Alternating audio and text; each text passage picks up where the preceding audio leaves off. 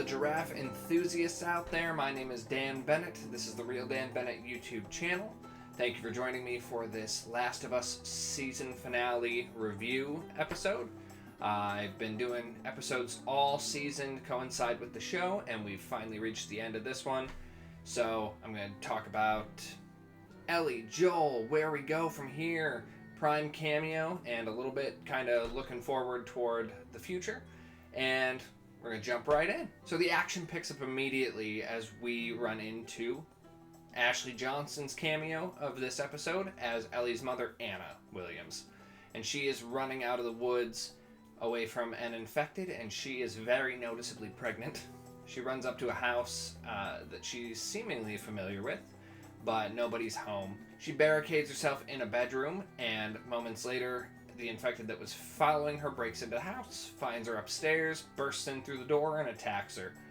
We see the very familiar switchblade knife that Ellie's been running around with, and Anna is able to stick the knife in the infected's head, but unfortunately for her, it does get a chance to bite her on her leg before it goes down swinging. She proceeds to give birth to Ellie and tries to cut the umbilical cord as quickly as she can, but this scene gives us some backstory and some insight that we did not get from the original source material as to what exactly happened with Ellie's mother. What we're supposed to take from this is that, given the fact that she had this however momentary exposure to an infected person and their blood, and presumably the cordyceps itself, transfers a little bit into Ellie's infantile body, and as she grows up, it kind of grows with her, which presumably she develops immunities in real time as opposed to people who become infected later and kind of get overwhelmed by it. It's a fascinating justification for the immunity that we didn't necessarily get before. What the scene and the opening moments also give us is additional depth to the relationship, not only between Marlene and Ellie, but it gives us a more clear picture of what Marlene and Anna's relationship was. Marlene and the other people that they seemed to be traveling with return back sometime later, and they find Anna holding baby Ellie. She pleads with Marlene to take the baby, protect the baby, and then to kill Anna herself so she doesn't have to go through turning. And Marlene is reluctant to do so. This shows us that they have a long-standing rapport, as Anna even asks, how long have we known each other? And Marlene says, all our lives. So this paints a much richer picture as to why Marlene is the way she is regarding Ellie. There may be some underlying tones of sort of an Obi-Wan Kenobi from Star Wars style protectorship that she has, having taken Ellie and put her into the Fedra Academy over there in Boston. And there's multiple layers to that even. She recruits Riley, then when Riley asks if Ellie can come along with her when she moves to the Atlanta quarantine zone, Marlene says no, because she might want to keep Ellie under her own microscope. There could be an element of, let's put Ellie, who I have this deeper relationship with, into the Fedra Academy, and then she may be able to climb the ranks, and then maybe we can tear this thing down without so much bloodshed. But none of that is spelled out. That is purely speculative. The last sort of parallel here that we get to draw is a similarity between the friendship of Anna and Marlene and the friendship between Riley and Ellie. And the fact that they sort of rhyme in a way where Marlene had to be responsible for putting her friend out of her misery, while Ellie had to do the same for Riley. It gives a lot more depth to these characters and how they relate to one another throughout this whole story. So I thought that this was a really interesting, fresh, new take on elements of the story that we did not get before. So we move into Salt Lake City, and we catch back up with Joel and Ellie, and we're seeing still some lingering echoes in Ellie of the traumatic experiences that she recently went through. And one could maybe assume a little bit of the we're coming to the end of our journey having to kind of come to terms with things. Joel keeps trying to sort of engage and poke and prod, and he's actively making sort of future plans. I can teach you how to play guitar. And Ellie is just not there. She's out of it. She's in her own space. She's hearing what he says, but doesn't seem to be the sharpest right now. And the other side of what we're seeing from Joel trying to kind of plan these activities and project things into the future is that he's also kind of coming to terms with the end of the road, the end of the potential relationship that these two have developed in that father-daughter context. They continue further into Salt Lake City, and you see a little bit more of the conversation where Ellie's out of it, but then as they start to scale a building to try and get their bearings, Ellie scampers off to make Joel chase after her because she saw some giraffes. This scene for game fans is almost note for note out of the game, and it's this nice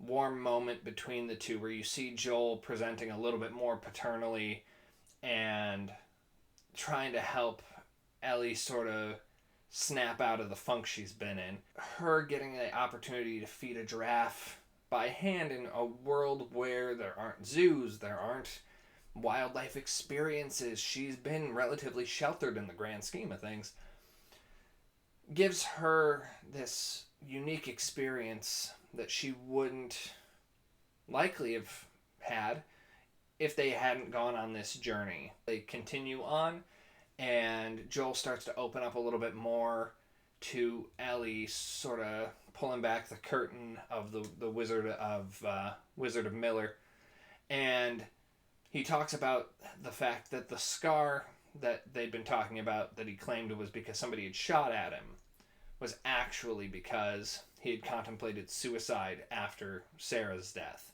And then he just made the decision to keep living.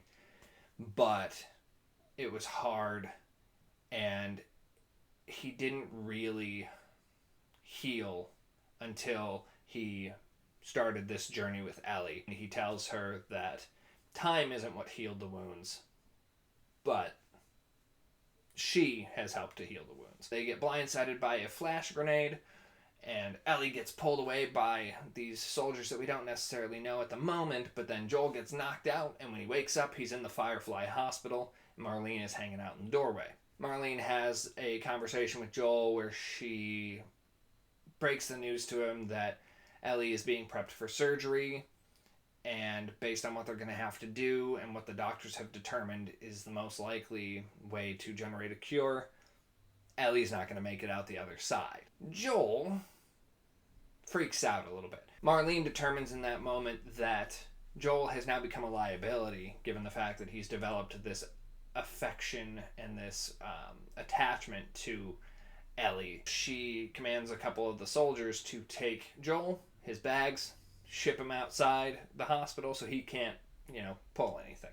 As they're headed down the stairwell, we keep seeing Joel sort of thinking and calculating. He looks at the directory of the hospital, and as they're going down the stairwell, he attacks the two soldiers and he kills both of them. We see essentially a montage of him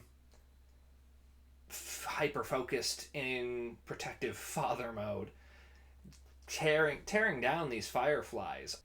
He reaches the pediatric surgery wing of the hospital, and he bursts into the OR where he finds the surgeon and a couple of other doctors. And when he tries to take Ellie, the surgeon steps up to him with a scalpel and he polishes that guy off. He then makes the nurses unplug Ellie, scoops her up, and heads out. He goes down toward the parking structure, and when he arrives, we get one final confrontation between him and Marlene. This gives Joel one last opportunity to sort of reconcile with the situation and honor Ellie's wishes to do what needs to be done to try and save humanity. But he decides that that's not in the cards, and he decides to, in fact, kill Marlene. He puts Ellie in the back of a truck, and they head back to Jackson. Ellie starts to wake up in the back seat, and when she starts to ask questions about what's going on, Joel weaves this little story about there's more immune people. They ended up not actually needing you because they decided nothing's working. They're going to give up on making a cure. She's not quite on board. And as far as we know, and as far as Joel knows, there may not necessarily be this deep relationship between Ellie and Marlene, but given their history, there's also a chance that maybe Ellie knows a little bit more than Joel gave her credit for, and she may have been briefed a little bit more than he knows. They nearly get back to Jackson, the truck breaks down, and they take a little hike. They reach this platform, this peak just over the city, and as they're walking, Joel likens Ellie to Sarah, says he thinks that they would be friends in another time, another life. Ellie agrees, and then she says, hold up, tells him the truth about Riley, the fact that she had to be the one to kill Riley, and the fact that she's basically struggling with survivor's guilt at this point. She then turns it on Joel and says, swear to me that everything you told me is true. And this gives Joel one final opportunity to make everything right. And instead, what he does is he doubles down, promises that his whole story is true. And again, we see sort of the doubt on Ellie's face. But just like in the game, we get a nice, concise, okay, cut to black. And that's how season 1 wraps up. Now, obviously, we didn't get any teases expressly for anything going into a second season, but there is a ton of story left to explore. So one would imagine that season 2, should it arrive, is going to jump in hard and fast. All in all, I think that the stars and the showrunners all did an amazing job bringing this game to life. There's very few things that I personally want to complain about the show, the execution, the attention to detail. Minor things crop up like pacing, such as Joel going through the hospital feeling like it was a little fast, or the detail of him being stabbed with the bat instead of the metal construction rod. Very happy with how this season went. I look forward to next season, and I look forward to seeing how new viewers of the show are going to react to the story that they still have yet to experience. My name is Dan Bennett. This is the Real Dan Bennett YouTube channel. Thank you if you've followed along throughout the 9 episodes that I've done for this. I hope to do it again with something else, either a television show or a movie or a game or something, but we'll see where this goes. I appreciate you watching. Give me a like and subscribe if you want to see what I do next. Thanks for following along, and remember to endure and survive. Bye.